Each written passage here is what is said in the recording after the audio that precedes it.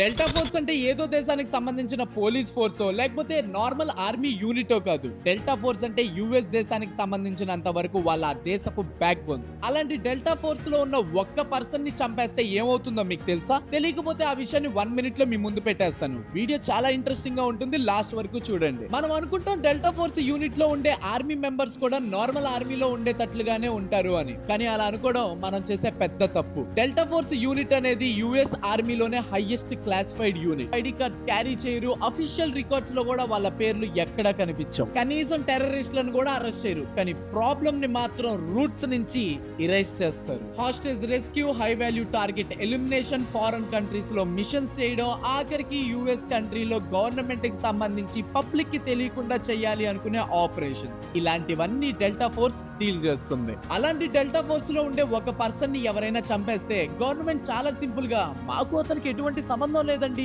అని చాలా సింపుల్ గా చెప్పేస్తుంది. కానీ ఇక్కడే అసలైన కథ స్టార్ట్ అవుతుంది. ఏ ఏరియాలో అయితే డెల్టా ఫోర్స్ పర్సన్ చనిపోతాడో ఆ ఏరియాలో ఉన్న ఇంటెలిజెంట్ అసెట్స్ అన్ని ఒక్కసారిగా యాక్టివ్ అవుతాయి. శాటిలైట్స్ అన్ని రీపొజిషన్ అవుతాయి, డ్రోన్స్ అన్ని ఆ ఏరియాని జల్లిడబడతాయి. డెల్టా ఫోర్స్ వాళ్ళలో ఒక్కరిని చంపినందుకు ఒక నార్మల్ టీమ్ ని పంపదు, మొత్తం టాస్క్ ఫోర్స్ నే దింపుతుంది. వాళ్ళు వెళ్లేది న్యాయం కోసమో లేదా అరెస్ట్ చేయడం కోసమో కాదు, కేవలం అంతం చేయడం కోసం. డెల్టా ఫోర్స్ ఒక దగ్గర ఆగదు, మొత్తం నెట్వర్క్ ని రూట్స్ నుంచి పెకలిస్తుంది. వాళ్ళలో ఒక్కరిని చంపిన దానికి రివెంజ్ గా మొత్తం ఆర్గనైజేషన్ నే లేపేస్తుంది. అందుకే యుఎస్ స్పెషల్ ఫోర్సెస్ ని చూస్తే టెర్రరిస్టులు మాత్రమే కాదు, పక్క దేశపు ఆర్మీ వాళ్ళు కూడా భయపడుతుంటారు. యుఎస్ వాళ్ళకంటే డెల్టా ఫోర్స్ ఉంది, మరి మన ఇండియా దగ్గర ఏమేమి ఉన్నాయో కామెంట్ సెక్షన్ లో చెప్పండి.